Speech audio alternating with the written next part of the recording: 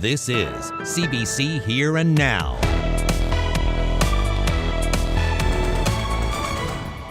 At times we have to walk most of the night just to get by, I guess, put it that way. Sleeping outside when the shelter is full. We return to Happy Valley Goose Bay, where one man is calling for more support and more compassion. I'm a banker by day, so I crunch numbers and look at spreadsheets a lot. I just really wanted an outlet to kind of balance that and be creative. Move over Corner Brook Pulp and Paper. There's a new paper-making player in the West Coast city. We'll have that story coming up. Good evening and welcome to Here and Now. Kevin Pastuit was raised in Davis Inlet. Despite being exposed to many social problems, he grew up to become a court interpreter and translator. But Pastuit has also fallen on hard times. He's lost family members and struggled with addiction. Now, we've been following the situation out of Happy Valley Goose Bay, what the town is calling a crisis. Pastuit, like dozens of others, often sleeps outside when there's no available space at the shelter. He's sharing his story tonight, as well as some of his suggestions for change. I started to get into heavy drugs and drinking. I think myself I had a support, but the addiction was too strong, and people don't know what we went through. People don't know what we went through. And a lot of us, drink, do drugs. There's times me and my partner would sleep outside because here there's no guarantee you will have a room if you're not here earlier. Usually I'm up myself just to make sure she's not cold, because times it's very, very cold. Just make sure she's all right. Lend her use my jacket at times. So, like I said, it's hard to go through that with your partner. I think there should be more services here in Goose Bay or anywhere in Labrador. I believe there's some services, but some of us can get access to it, and some of us have the language barrier. Yeah. And I think a lot of us are scared to be mocked, to be laughed at. I think there's a lot of systemic racism here as well. There should be bigger facility. Government needs to spend more. And I believe if people see there are people trying to help, they're going to have that pride. They're going to know that somebody's there to caring. Our ancestors were nomadic people that travel on the land, that travel wherever the caribou went. And there was no sickness. They were healthy. There was no diabetes. There was no heart disease. Until the churches and the government forced us to live. Growing up in Davidson was hard, with no running water. We need to educate our children as well through culture, because it's important, very, very important.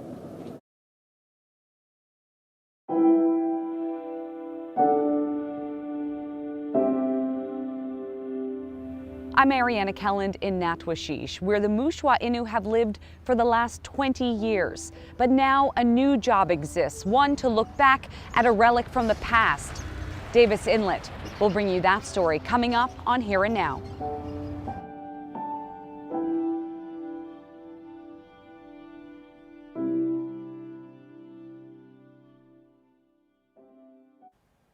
Well, to St. John's now, where the new year will bring a new and improved community space for Indigenous culture and services. Today, Ottawa gave First Light almost $10 million towards the renovation of its building near Signal Hill. Here Now's Mark Quinn reports. This First Light building at 40 Kitty Vitty Road clearly needs some repairs, but the Indigenous group that owns it now plans to do a lot more than just fix it up. The exterior is being overhauled to include a gymnasium facing Kitty Road, and at the back there'll be a garden to honor residential school survivors. Healthcare and social services will be provided inside. It means so much to receive this multi-million-dollar investment in our urban Indigenous community. We're able to grow our programs and services and provide much more support to our community members who need it the most. The symbolism of converting a Christian church into a place for the Indigenous community and residential school survivors in particular wasn't lost on federal officials who spoke at today's event. You know, having talked to so many people across the country, Indigenous people across the country, really dealing with residential schools so that we can turn a page and heal together is incredibly important. So symbolism matters. So I think this is really appropriate. Indigenous leaders agree the federal funding promotes reconciliation. To be able to put concrete action behind the words of wanting to work towards reconciliation by making this meaningful investment into our community so that we're able to support the community in education, health and wellness, childcare, all these other necessary supports, that is a meaningful step towards reconciliation.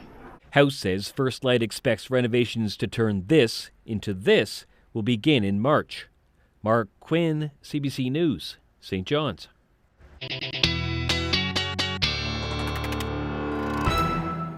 Well, winter is setting in for Labrador. Keith Fitzpatrick shared this shot with me on Twitter today. A gorgeous shot with some cool temperatures, certainly up across parts of Labrador.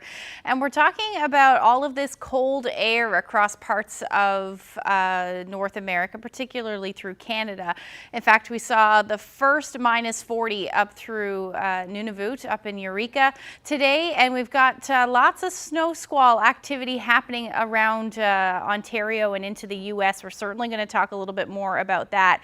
But a little bit closer to home, that cold air also affecting some snow squall potential along the west coast. We're seeing that, and we'll continue to see that as we head through the day and into tomorrow as well. But then we're watching the next weather maker move in. This one's going to bring some pretty messy conditions through the day on Sunday. Also, some fairly strong winds, and that will continue into Monday, where we could potentially see some significant snowfall again for the northern peninsula and winds gusting over 100 kilometers per hour. We'll get into the full forecast coming up.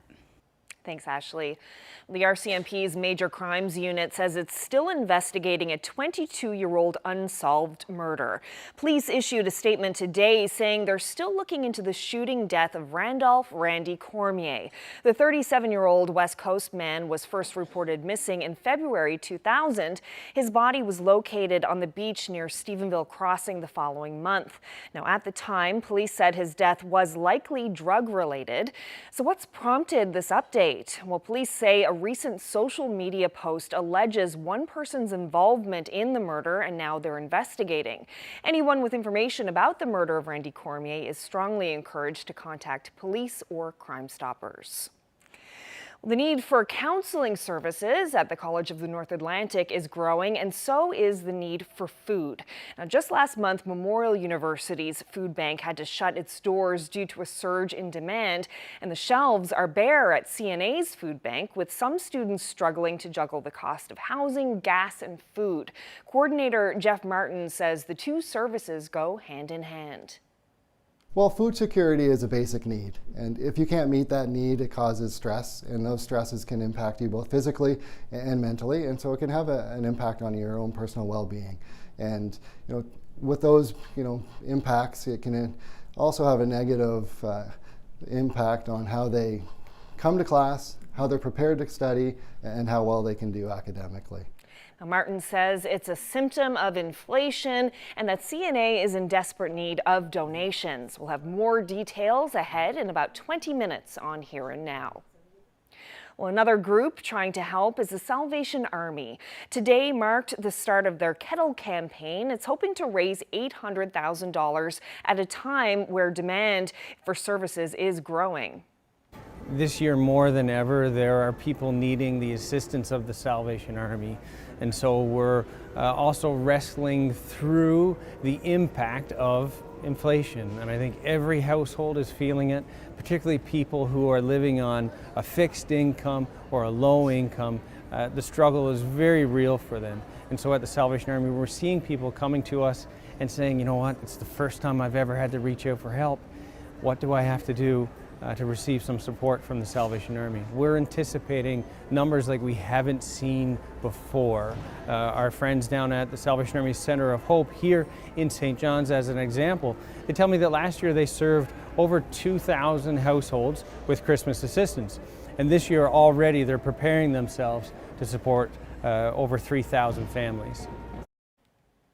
Well, more fuel price changes to tell you about tonight. The price of gas has dropped unexpectedly by almost 10 cents a liter. That's on top of the 4.5-cent decrease yesterday. The Public Utilities Board interrupted its weekly price setting formula to lower the price. It says the significant change is because of developments in the commodities market. And stove oil is seeing an even bigger drop on the island. It's down by more than 28 cents a liter. And the cost of diesel is also lower by 7.9 cents a liter. Recent staffing issues at Canada Post have been affecting mail delivery in Labrador City. As Here Now's Daryl Din reports, with the holiday rush around the corner, some are worried about additional delays. For Canada Post part, I think it was more of a lack of planning than it was, not able to locate workers to deliver routes in Lab City. The search for extra holiday staff ideally starts in late summer or early fall. That's according to the Postal Union. Then the interviews begin, followed by hiring and training. But this year, Canada Post and Labrador City is coming up short. That they didn't undertake that interview process sooner. We've since learned that now they have interviewed people and they have done some hiring there, so we're happy with that. But it should have happened a lot sooner. Residents of Labrador City should not have gone through those periods where they didn't get they weren't getting home delivery of their mail. In a statement, Canada Post says, "We have been successful in hiring temporary employees and a permanent delivery agent. This has allowed us to deliver letter mail roughly 4 days a week. Delivery of packages has not been affected by recent staffing issues. We did close the post office early on Monday to allow available staff to process the mail for delivery." And this isn't just a local problem. There are pockets of the country where Canada Post is having issues recruiting new employees there. The Canada Post imposed a lower wage classification for new employees coming in. So, in a larger community where quite frankly, people have a lot more choice of where they want to work. With the holiday season just weeks away, Callahan hopes these temporary workers will be trained and ready to work, just in time for Canada Post's busiest time of year. Daryl Din, CBC News, Labrador City.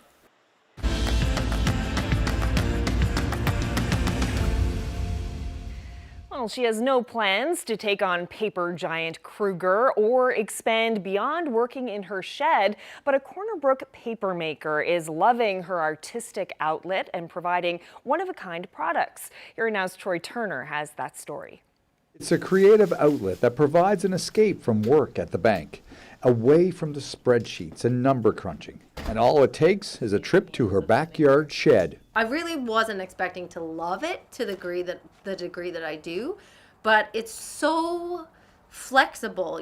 There's different days, I'm in different moods, and I kind of talk about as I start to make a batch of paper, what could go in it. Well, it depends on what I feel like putting in there today. So from that perspective, I think it's a great outlet for me. Leslie Lundrigan has always been a lover of books. That, combined with living in a pulp and paper town, made her artistic choice an easy one. Been able to evolve the craft a little bit to be a bit more efficient and consistent in what I'm producing. But I'm sure I'm influenced. This is where I live and I love to be, and I can just make paper a little bit differently than they do. The process involves breaking down existing paper products, creating a pulp, adding ingredients, molding, straining, and pressing, and drying and then pressing again. Making a batch takes about 2 days. Pretty much anything that I found, I made paper out of egg cartons or coffee cup trays, packing material, gift wrap, old books, coffee grounds. I've made Jello paper.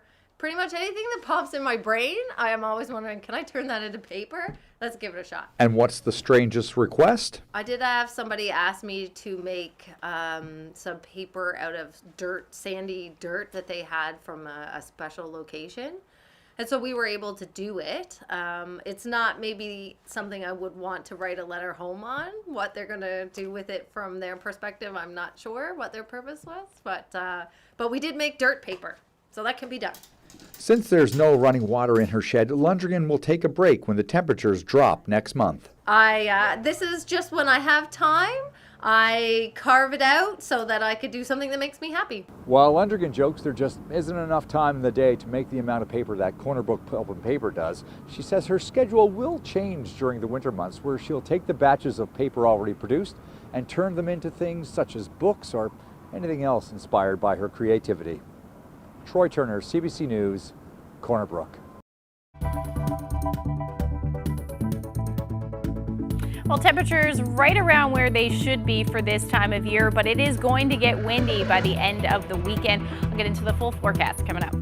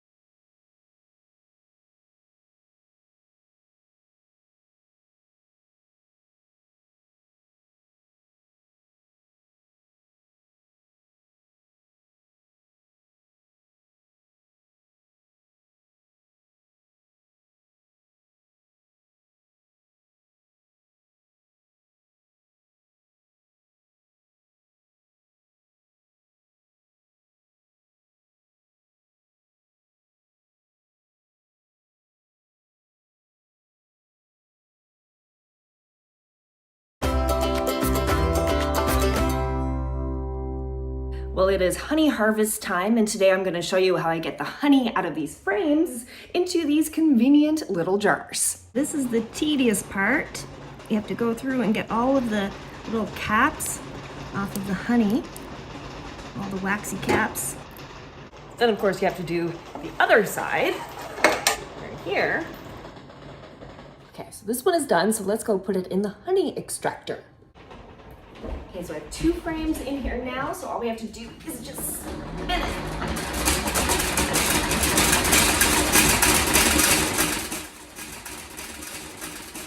So let's see what this looks like when it comes out. So you can see most of the honey has been extracted. So I have 2 different sieves that I'm gonna put the honey through, and then we pour the honey.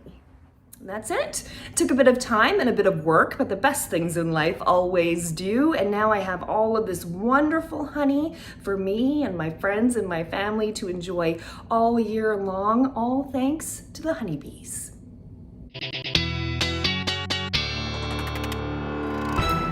I just wanted to share that little video with you. I posted that on social media. I've had so many people ask me over the years how you get the honey out of the frames and into the jars. So that's how you do it. And you know all about it because you did it with me a couple of years ago. I did. It was so much fun. Yeah, it was a fun process.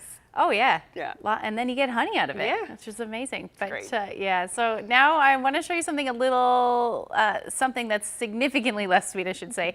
And it's the weather that's happening in New York. Parts of the state woke up to nearly a meter of snow today, and there'll be much more than that by the end of the weekend. So travel advisories and outright bans were in place in the region around Buffalo. Snow is falling about 8 to 12 centimeters an hour earlier today. Not everywhere though. Snow squalls are highly variable. One town just about 40 kilometers from some of the highest snowbanks reported only 3 centimeters. And stay with us because we're going to connect with a Newfoundlander living in Buffalo, Dr. Chris Nichols, in about 30 minutes, or Nicholas rather, I should say, in about 30 minutes. So yeah, lots of snow out there. I'll just show you this radar imagery one more time. As we head through tonight though, this band of snow squalls, that's what this is going to head a little bit further north, starting to affect parts of Niagara, where I grew up, but they will see that snowfall tonight. And the reason why we're seeing this is all of this cold air. So I showed you a little bit earlier too, on the West Coast, we're seeing these bands as well. Not quite as significant as what's happening in parts of Buffalo, but we're certainly seeing some of those squalls, and the potential for that will continue tonight.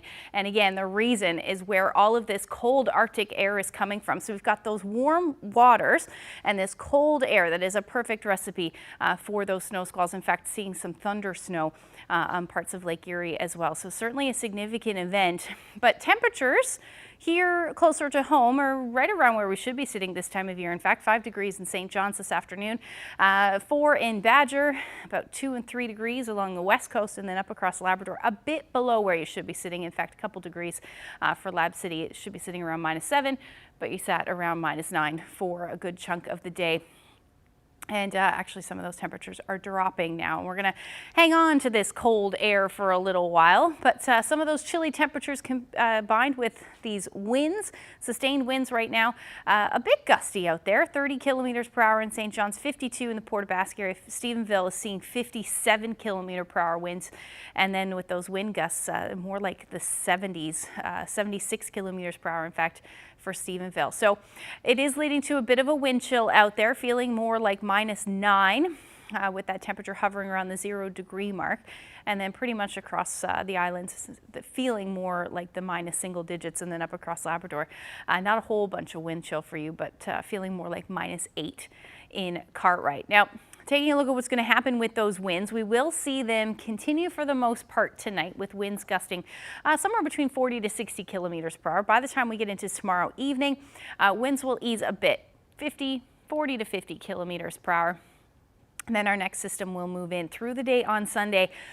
And particularly into the evening hours, we'll start to see those winds gusting much higher than that, 70, even 80 kilometers per hour in some of the exposed areas from the northern peninsula and all along the northeast coast, including the Avalon, and then even more so as we head into Monday morning. Take a look at this. So widespread areas seeing those gusts between 80 to as much as 100 kilometers per hour, and then even more as we head into Monday afternoon. This is going to bring some snow as well to parts of the northern peninsula. So if we're seeing those winds gusting over 100 kilometers per hour, likely going to see some blizzard conditions at times. And then for eastern Newfoundland, again, lots of areas likely seeing those winds in excess of 100 kilometers per hour, especially in those exposed areas. Taking a look at the current satellite radar, there's a better shot of those bands happening. Not a whole lot for eastern areas, but there have been some showers and or flurries that have moved through, and generally as we head through the night tonight, we'll see that continue. Clearing out through central, but overall unsettled for the west coast with those squalls continuing, and we'll see that through Saturday as well. As far as temperatures, or rather snowfall amounts go tonight, again, higher elevations likely seeing the most, but we could be talking about 10 to 15 centimeters of snow by Saturday morning, and then even more so as we head into Sunday with those higher elevations seeing in excess of 20 centimeters of snow. There's your temperatures for tonight. Minus single digits for the most part, except along the south coast and eastern Newfoundland.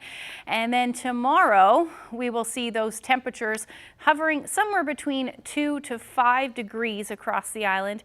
And again, can't rule out the chance of a few flurries or showers, and then up across Labrador, similar to today as far as temperatures go, with a chance of a few flurries for Labrador. So we'll talk a little bit more about Sunday and Monday when I come back. The story that we've been hearing over and over again, empty shelves at food banks. Here at the College of the North Atlantic, there's not only an uptick in the demand for food, but also for counseling services. We'll hear more about that coming up.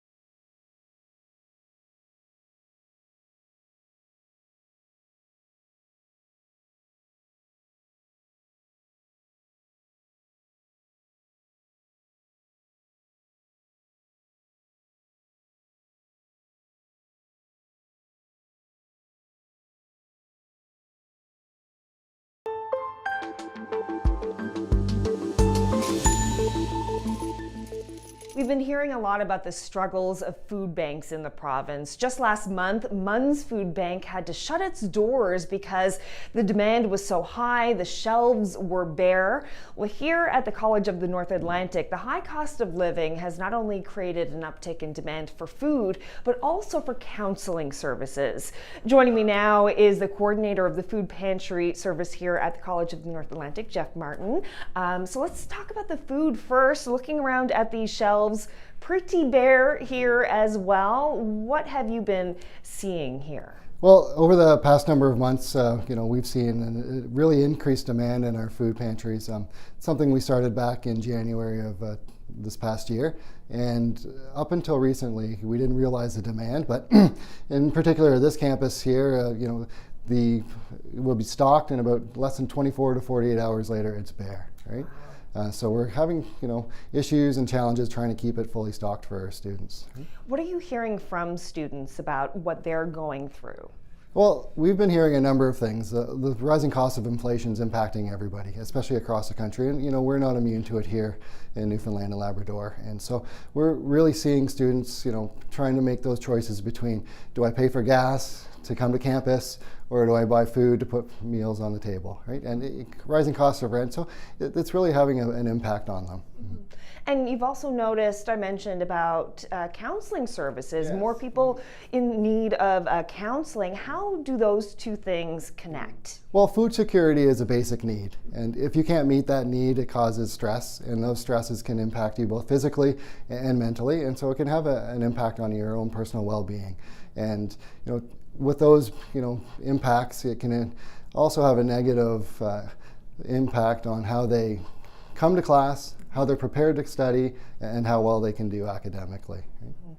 And how much of a concern is that? Because if people are struggling to feed themselves, struggling in class, what's that going to do to graduation rates and the ability for people to find jobs afterwards? Is there a concern about that? There is, and retention is really important to us, and we're trying to implement as many supports as possible to make sure that students have those supports when needed, so that they can focus on their studies and maintain their route to graduation. We've got a student emergency fund, and it's used to support students in times of desperate need. Sometimes it might be for any type of medical emergency, travel emergency.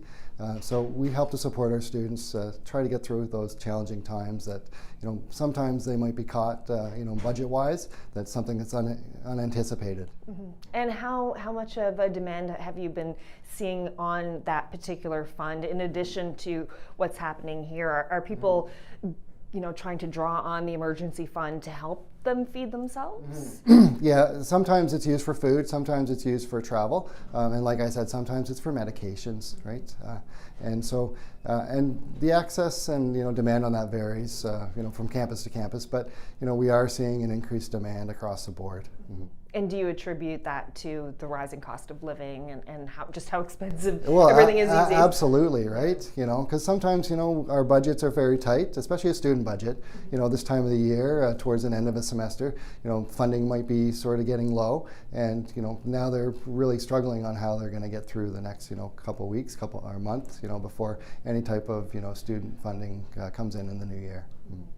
And traditionally, when we think of people who use food banks, it's been vulnerable populations, single parents, or people with families, low-income earners, that sort of thing. But we're seeing more and more young people who are in need of these services. We're not immune to what's happening with inflation. Like I said, we're all being impacted in some way or another.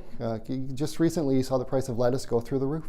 Right, and you think about those staples for nutritional value, those are increasing, and so it's making people decide what to spend their money on and how to and really making them more frugal and not having the expendable income that they once had before. Right. So yeah, the shelves are bare here. What is it that CNA needs? I guess donations is probably what you need right now. Exactly, right? We've been able to sustain it internally for a little while, but we're seeing that increased demand putting more pressures on us in terms of our budgets. We're looking at any type of canned foods, meats, fishes, vegetables, coffees, teas, pastas, pasta sauces, soups, anything that you and I would eat on a normal basis for nutritional value as well. So we have managed to start up this campaign on November 8th, and we're looking to clue it up on Giving Tuesday, which is November 29th. So we will have donation boxes at each of our campuses in the front entrances. And if you're also on our main webpage, we've got a Give to CNA, and that's a way to donate any type of monetary funds as well. Or you can actually go into any of our front or offices, admissions, cashiers, and then donate there. Right? Jeff Martin, thank you so much. Really appreciate your time. You're welcome, Caroline. Thank you very much.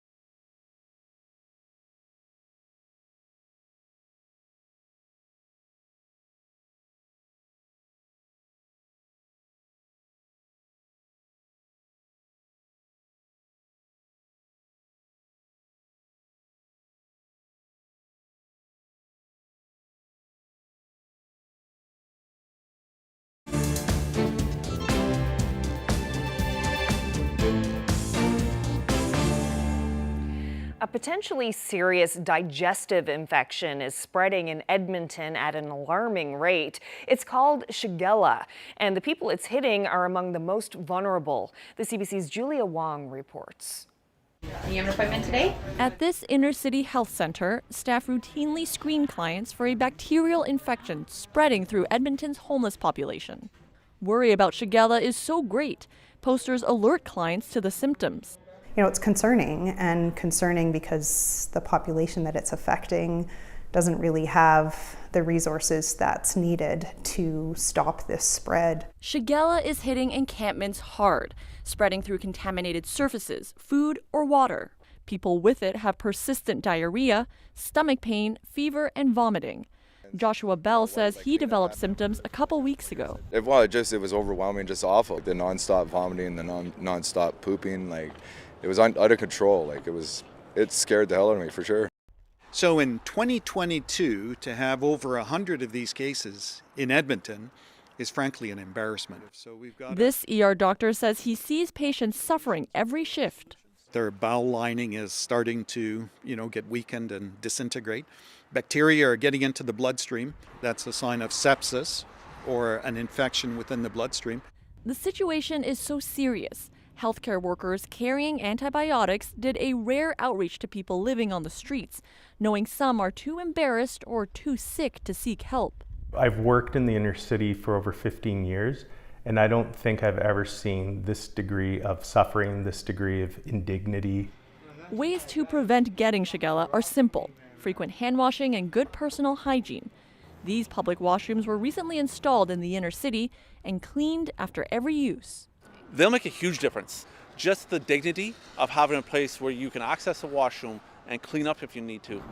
There are worries the outbreak will get worse as the weather gets colder and people move into shelters to stay warm, adding to the potential for infection to spread. Julia Wong, CBC News, Edmonton. Well, talks at the COP27 climate summit are deadlocked over two main sticking points: phasing out all fossil fuels and financial compensation for countries bearing the brunt of climate change. The summit was supposed to wrap up today, but talks have been extended until tomorrow. Canada's Environment Minister says he's concerned about the lack of consensus. I am worried, but we will do everything we can. Canada, all the negotiators and myself, we will do everything we can to ensure that we are able to come to an agreement between now and tomorrow. The UN chief calls it a breakdown between North and South and between developed and emerging economies. Canada supports the idea of the so-called loss and damage fund, and the European Union is now on board too. But so far, the United States has not expressed support for the fund. Well, Prime Minister Justin Trudeau has condemned North Korea's test firing of a long-range intercontinental ballistic missile today. The launch took place while leaders from Canada, the U.S., and other allied nations attended the APEC meeting in Bangkok. It wrapped up today. This was one of 4 international summits Trudeau is participating in as Canada seeks to strengthen its partnerships with countries in the Indo-Pacific region. Rafi Boudjikanian has more. For the second time in less than a week, tensions over fired projectiles disrupting world leaders' plans. This time, North Korea firing an intercontinental ballistic missile over the Sea of Japan. South Korea calling it a grave provocation.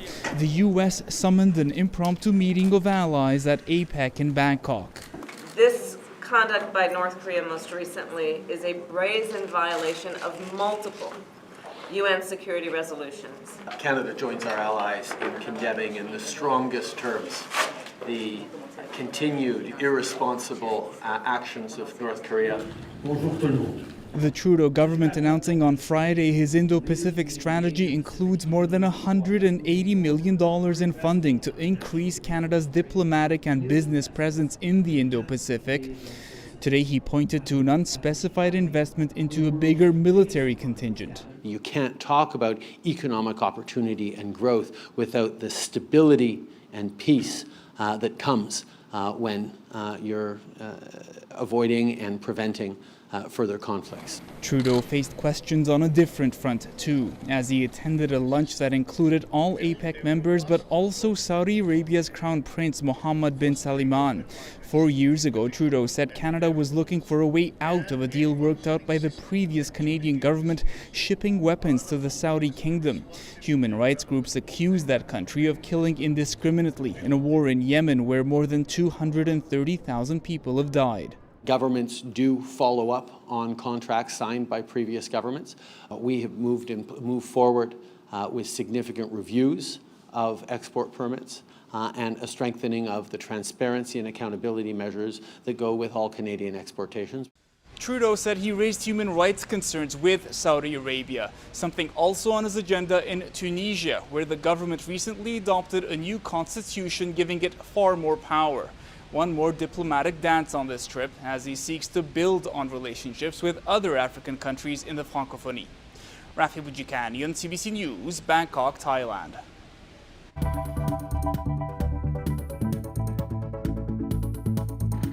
The snow continues to fall in western New York, 2 feet already and more to come. Parts of the state are in the middle of a massive snowfall. We'll tell you how much is expected, and we'll speak with a Newfoundlander who lives there coming up.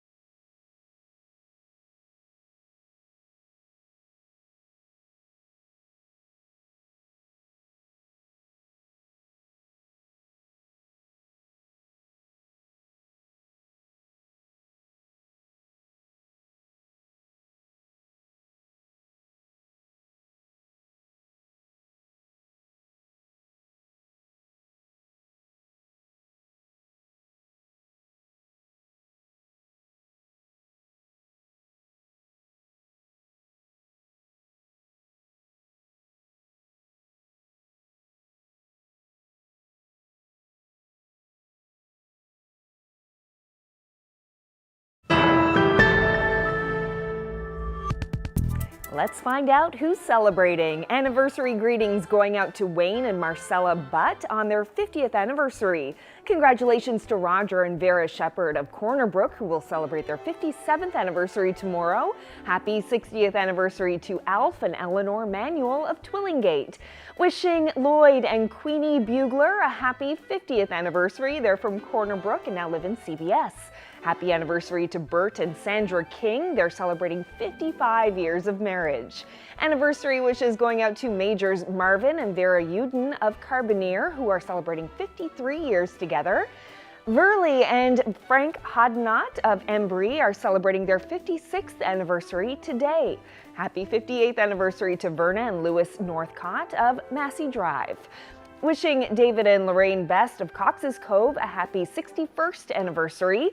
Congratulations to Calvin and Rita Barnes of Summerford. Their 58th anniversary is tomorrow. Best wishes to Philip and Rosie Applin, who are celebrating 56 years of marriage. Happy 56th anniversary also to Fred and Rita Williams of Bay Bulls. Anniversary greetings going out to Sam and Betty King of Lameline. They're marking their 50th anniversary. Happy anniversary to Hayward and Juanita Blanchard from Pollard's Point. It's their 50th. Lauren and Doreen Squires of Mount Pearl are celebrating their 62nd anniversary today. Happy 58th anniversary to Edgar and June Napier in Sandy Cove, Bonavista Bay. Anniversary greetings going out to George and Francis Bowles of Ramia, celebrating 64 years together today. Wishing Wayne and Linda Ryan a happy 52nd anniversary. Here they are with their grandchildren. Happy 55th wedding anniversary to Tom and Lillian Sharp of Paradise.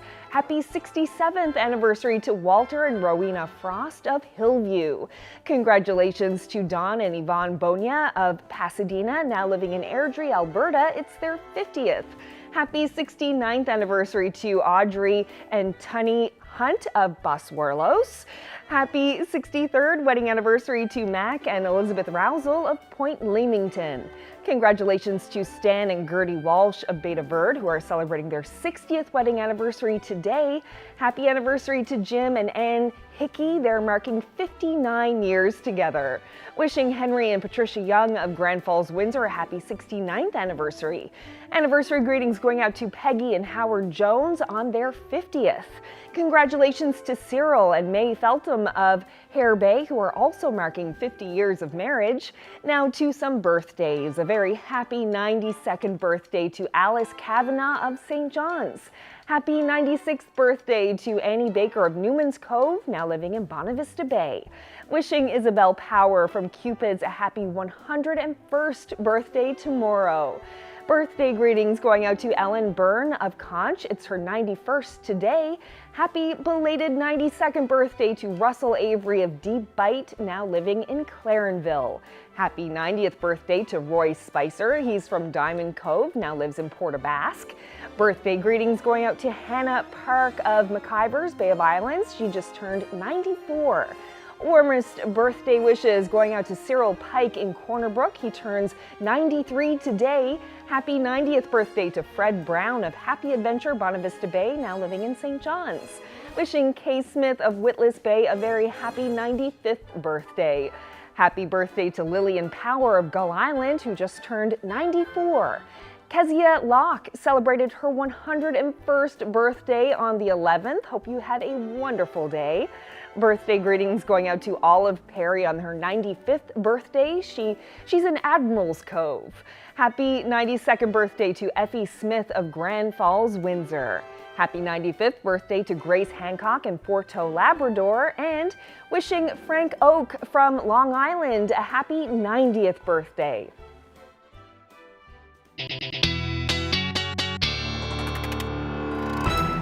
Another fine crowd. Congratulations once again.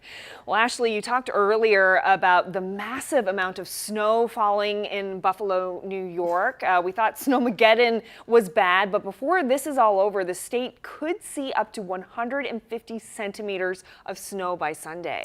Yeah, there are road travel advisories, flight cancellations, city schools are closed, and even in the last few minutes, there's word that 2 deaths are related to the storm. So Dr. Chris Nicholas, he's a radiologist from this province, but lives in Buffalo, and we've reached him in his car as he just arrived home from his work at the hospital. Hi, Chris. How are you and your family doing so far?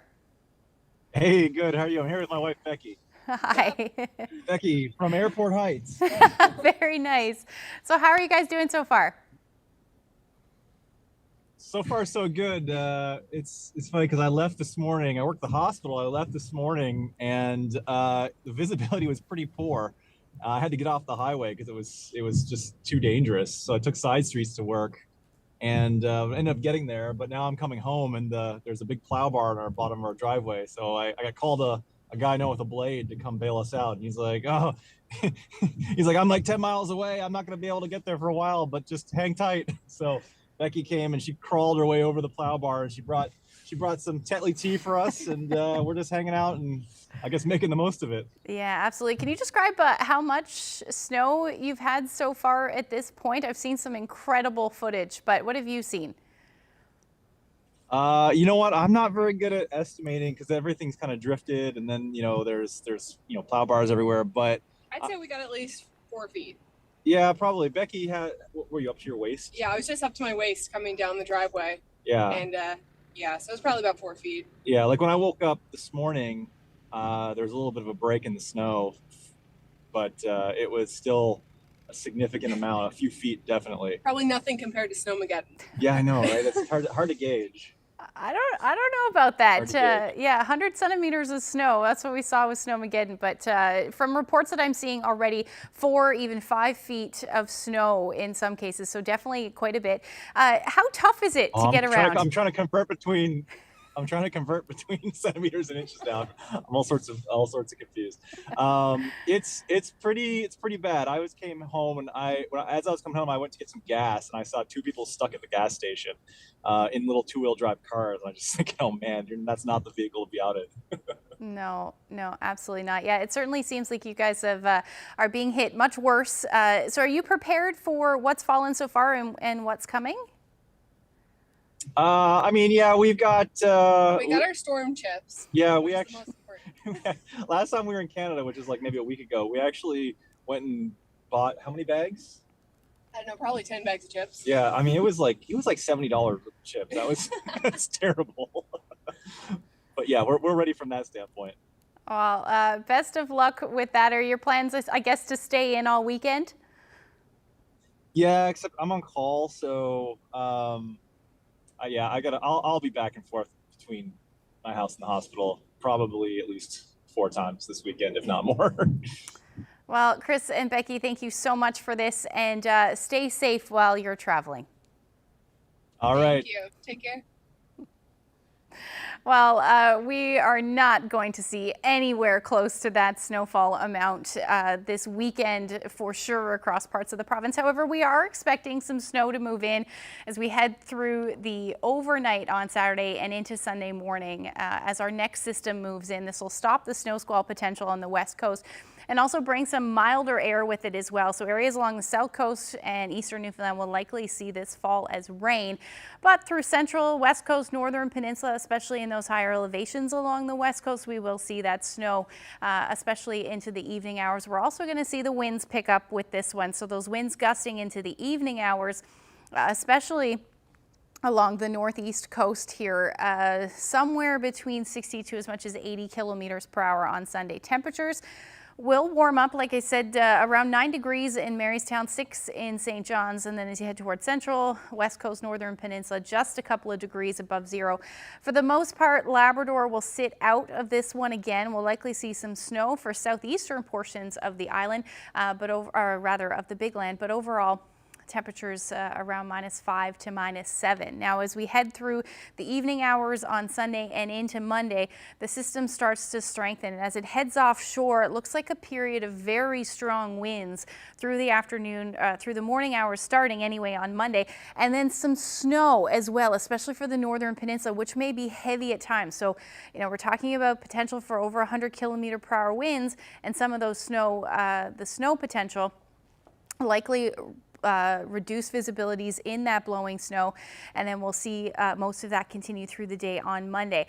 Now, winds, like I said, gusting over 100 kilometers an hour, more than likely all along the northeast coast through the evening hours on Monday as well, and then that will move off fairly quickly.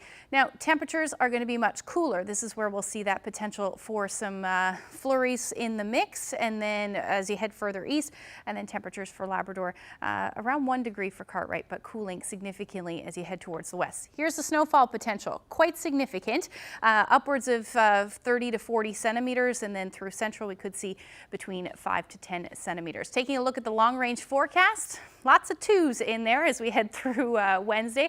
We'll see the chance of a few flurries or showers. And then as far as the rest of Labrador goes, Newfoundland goes, you're still looking at unsettled conditions right through the week. And then same thing up across Labrador with your temperatures in the teens. Wanted to share this quick shot with you just before we leave you. Isn't that a beautiful that's shot? Great.